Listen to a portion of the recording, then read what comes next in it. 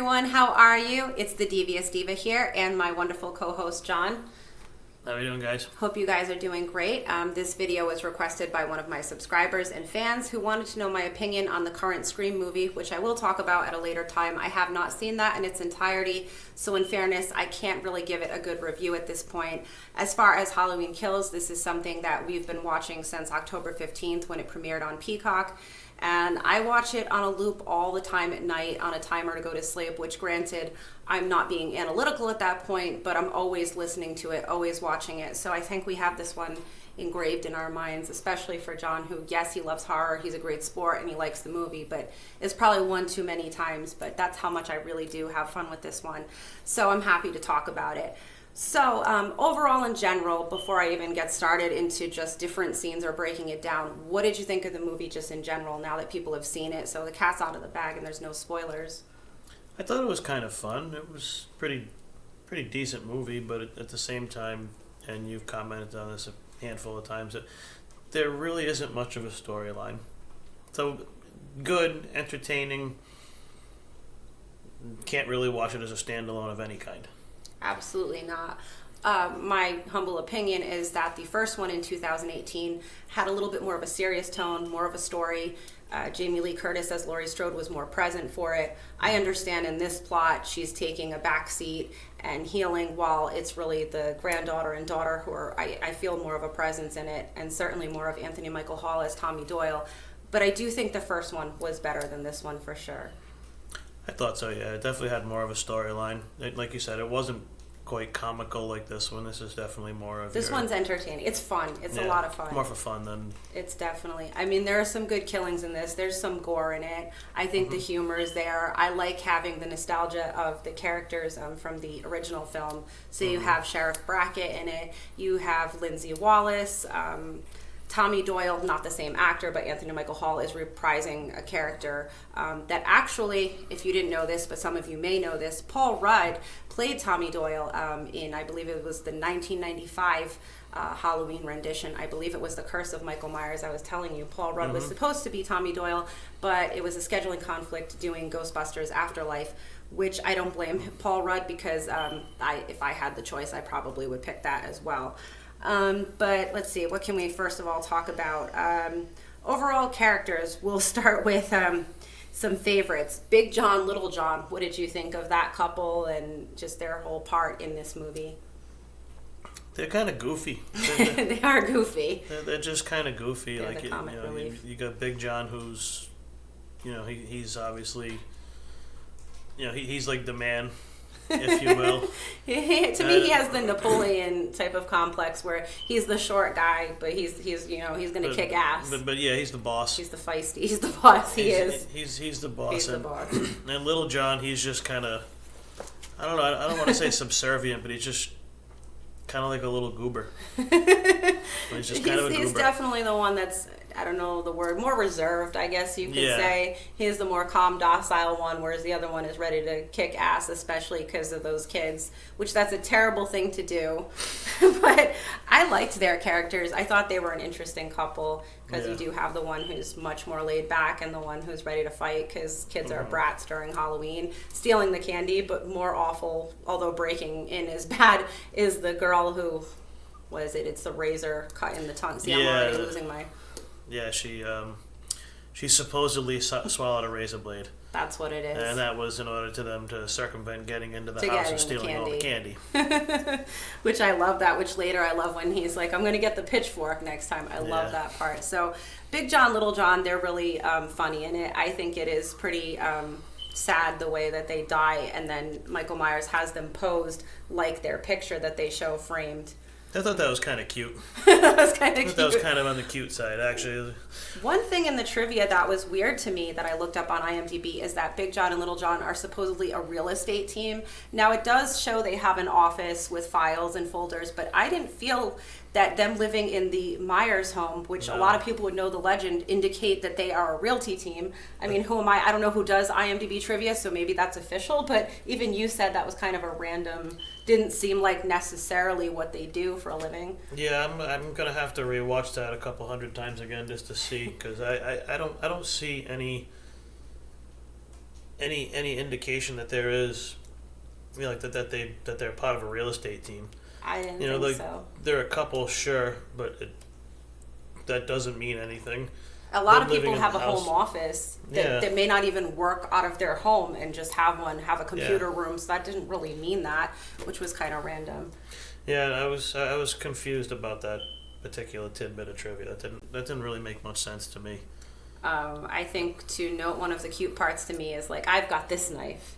One has the big knife, and I've got this knife. Yeah, you got the Rinky little dink. knife, yeah. And Well- then, what else did I want to mention about that? Oh, yes. So, Little John is the last one to die out of the pair. And I think it is funny that he sees Michael Myers and he's like, Michael, you've come home. And he stands there and Michael's going to kill you, but you run and hide. He just accepts his fate. Like, Michael, just take me. Just kill me now. I thought that was funny. Yeah, I thought that was just strange. Like, he's just going to stand there.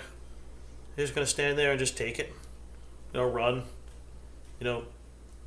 Fight back. They just pan out and you just can hear like the scream from a distance. Like, nobody would say that. If I'm a killer, no one's going to go, Jen, you're here. Take me. I'm yours. Kill me. It's just You funny. just kind of go. kind of turn around and go. At least you run and hide, even if, you are going to die. You fight for it anyway, I would think.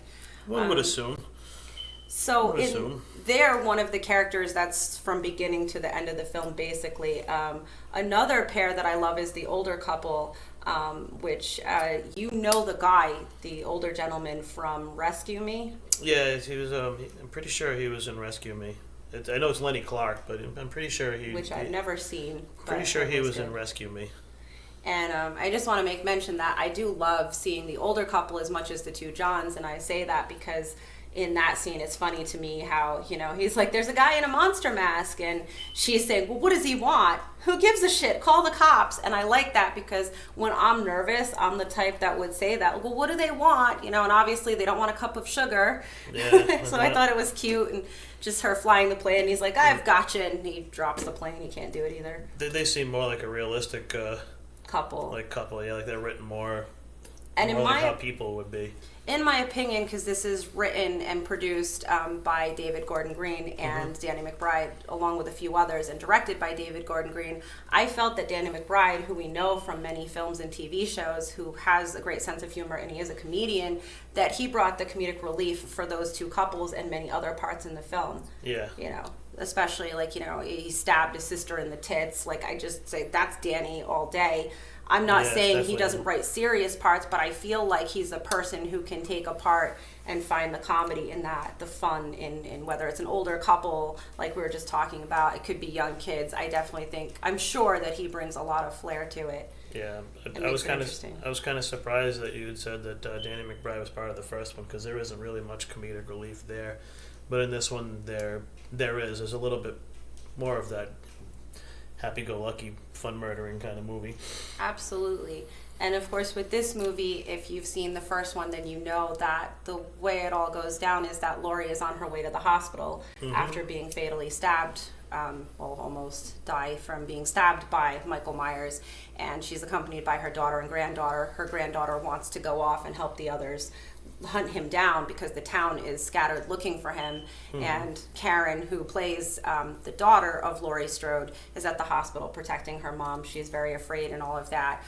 In talking about, we'll get to them after, but I wanted to talk about a big character, which is Tommy Doyle, which is Anthony Michael Hall, who is a beloved 80s icon, so to speak, and I put that in quotes because I'm a little facetious and I'm not a fan of his too much, although I love, because we've watched these movies, Breakfast Club, which is great, 16 Candles, he's in Weird Science, I loved Edward Scissorhands, which he's a bully in that, which Johnny Depp could kick his ass all day. I don't care how jacked he got from being scrawny. But just talking about that character, do you think anybody could have played it? Do you think it should have been Paul Rudd? Do you think that Anthony Michael Hall brings something to the table with his acting? What do you think in general? He's obviously the one that we all joke about, Evil Dies Tonight, which you can talk about that, or any thoughts on it whatsoever. I think it's a pretty generic character to me. Like, he doesn't, it's not that he was bad. He was fine as far as his acting. I think that they kind of took him and then made him a little over the top. So I'm not really sure who's at fault with that one, but pretty much anybody, to me, could have played that. Like, it could have been Paul Rudd. Mm-hmm. It could have been the next up and coming actor. It just like it's just the character itself wasn't. I don't know. Like, they surrounded the movie more so around that particular character, but it was just not. It was written to kind of generically to me.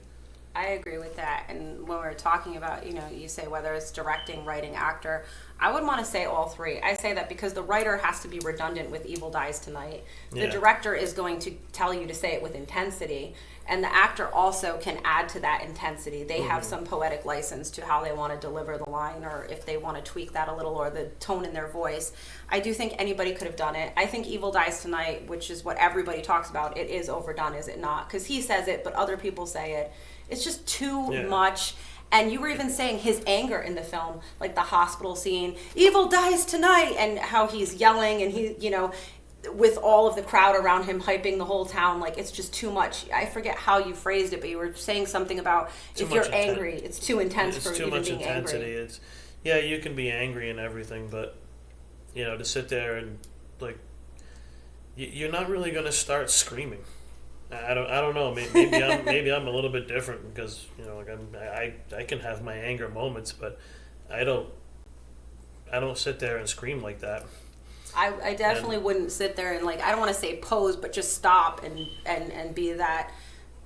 Just sit there and declare it and be like, evil dies tonight. I think I'd just be like, there he goes, I'm gonna go get him, and just run. I don't know that I'd stand there and just. I'm not a hype person. It's like he's the hype man for the town of Haddonfield, and it's a little goofy and definitely over the top phrase. The Flavor Flav of Haddonfield. Exactly. That's exactly right. The way to put it.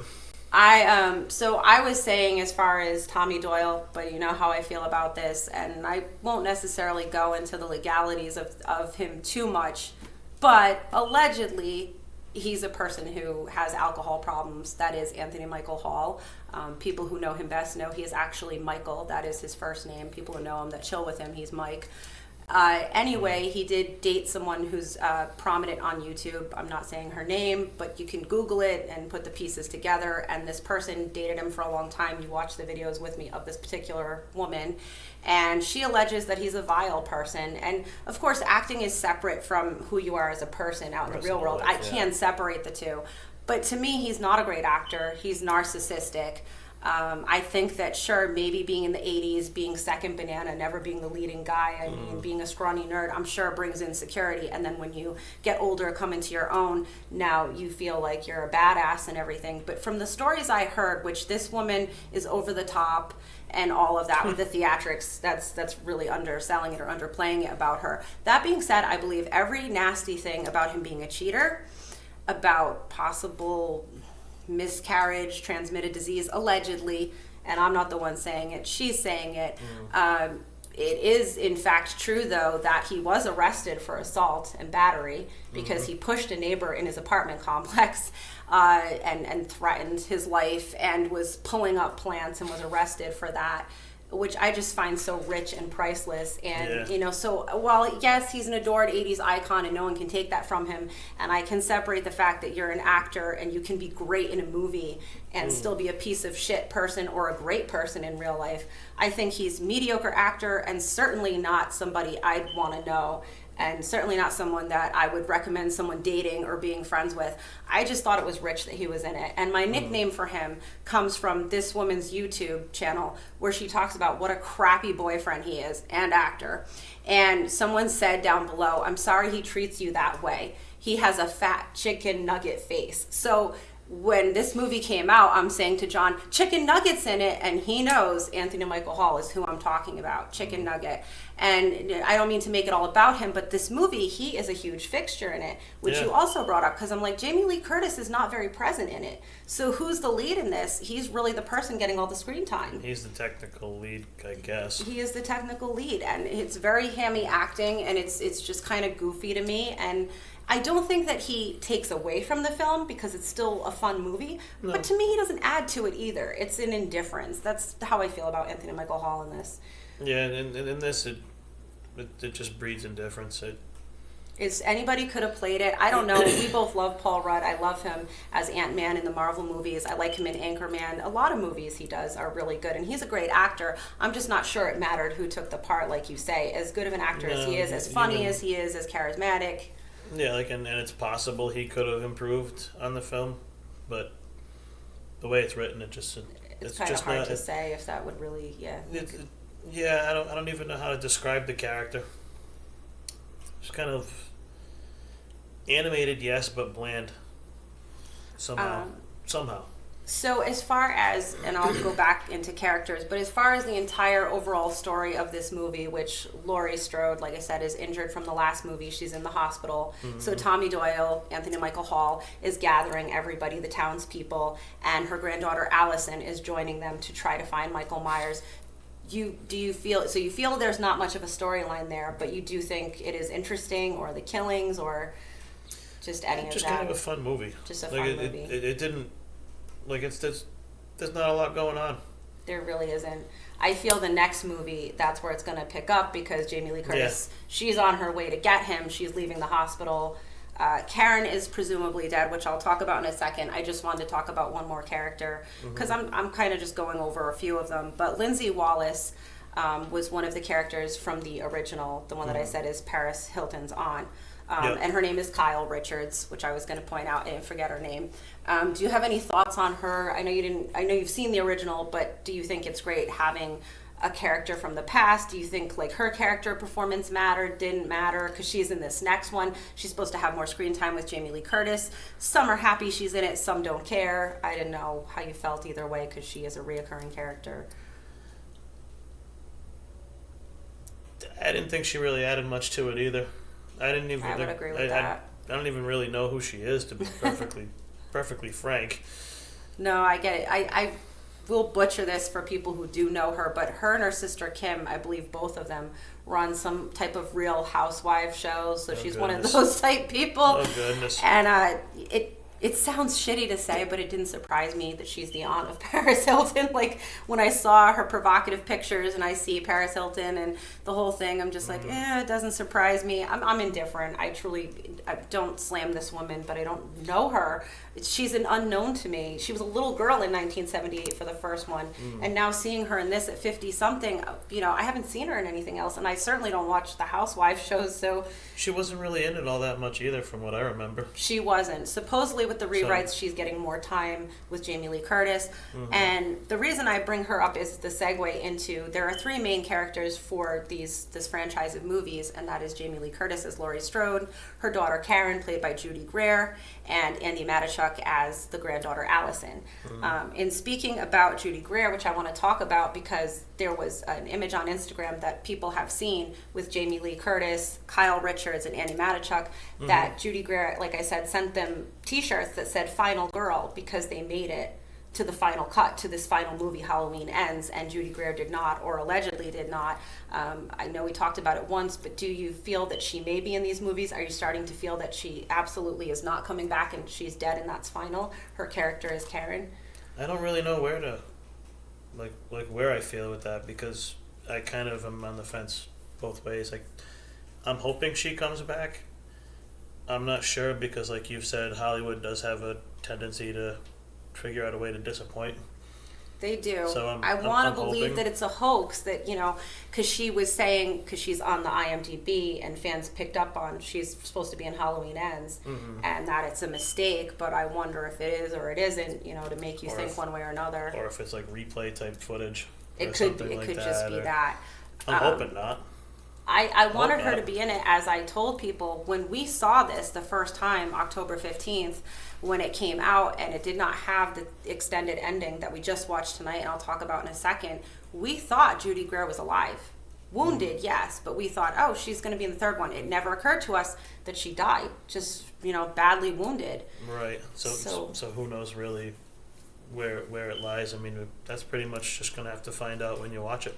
the reason I'm rooting for her to be alive is because Karen is a good character, because she's that balance of, Jamie Lee Curtis as Laurie, and I feel her granddaughter Allison are much more strong-minded, or they're more confrontational to go after Michael Myers. Karen is the voice of reason. She's hesitant, and for good measure. She's afraid, you can tell. She's reserved. Yeah. She just kind of wants to get away from it, or let the law handle it, even though the law is failing all of this. And I want to see Judy Greer come back for this last film and kick ass and finally be so pissed that she was wounded by him, that she has the same balls and tenacity of her mother and daughter, that she actually wants to fight him. And I really want that for her. So I want her to be in it. I'm rooting for her, and I'm hoping that that's the big surprise that nobody knows. And speaking of that, we did not see this alternate or extended ending till tonight. So now, what do you think of the ending where now Jamie Lee Curtis calls her phone, Karen's dead, and Michael Myers picks up breathing, and she's coming for him? I'm not sure why they cut that. That should have been there all along. Yeah, there's no reason to cut that for time. So I don't really I think that probably would have been better to keep into the film. Plus it actually showcases, not that Jamie Lee Curtis is not in it because she barely is, but it brings her into it, and it kind of leads you into the next film more so, and makes you kind of wonder, as opposed to just kind of leaving it where she's just on the ground. I agree with that. So it kind of leads you into the next film. Two things I want to mention really quick with Jamie Lee Curtis not being in it much.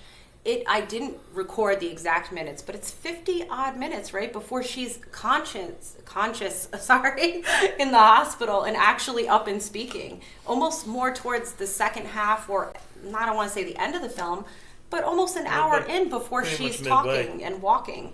Pretty much midway, for being the main character, and I do wish that she was in it more. I understand it, but I wish she was. As far as the ending, which I said this, and I do understand she's coming for him and she's angry, I felt like if it were me, and I don't know, I don't even have children, I would have been even more angry. But you got to make the character kind of see straight and not see red and be slamming things. But I'd either be more irate to want to kill this fucker, or I might have a tear coming down my face knowing that, okay, Karen didn't answer the phone, it's his breathing. He's now, if he wasn't a dead man before, if I wasn't convinced or convicted before, I am now. So I felt like that was downplayed, but maybe not. It kind of went quick, and then she's on her way to go get him with the knife. Tough to say, because she's been preparing for this for a long time. She has. And she's seen a lot of people go by his knife. That's true. I know it's dear to her heart because it's her daughter, and that's got to mean something. Her daughter, who has tried so hard to stay away from this whole thing. And she's worked really hard to protect her daughter and prepare her for the worst, and for his capability of just how dangerous he is. Mm-hmm. So I'm really excited to see this next film. Do you have any predictions or any thoughts on this film or Halloween Ends, which we can't wait to see in October of this year? I don't really have any predictions, because I'm always pretty bad with that. I think it'll be pretty entertaining, the new one coming out. I'm certainly hoping that Judy Greer does come back. Me too. And I thought this was just an overall kind of fun movie. It was a fun movie. Myself. I really liked it. Like I said, for me, I like the main characters, but I had fun really with the side characters. So like the two couples, like the two Johns and the older couple. I just don't know their names off the top of my head, but I had fun with all of the supporting characters.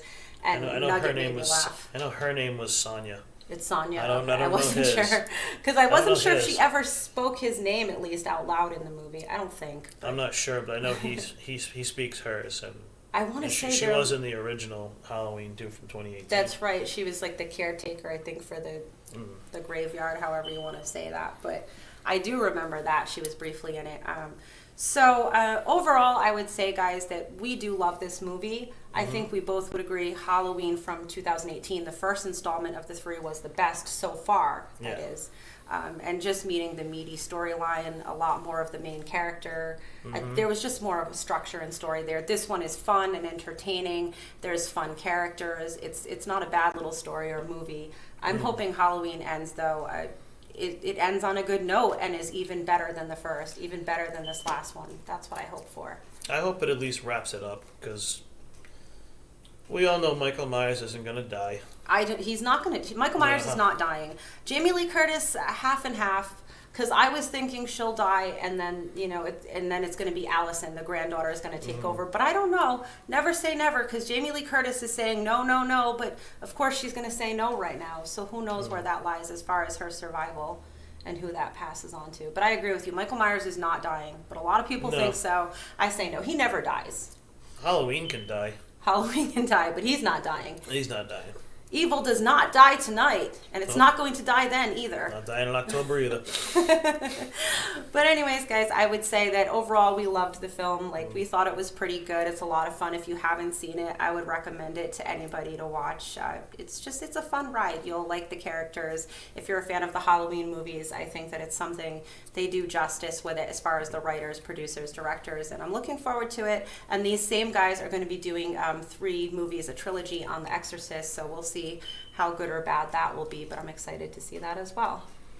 Like I said with that one, I'm hoping for the best but expecting the worst, because then if I amp it up too much, I'm gonna be disappointed, and I'm gonna say, wow, they really should have never done those.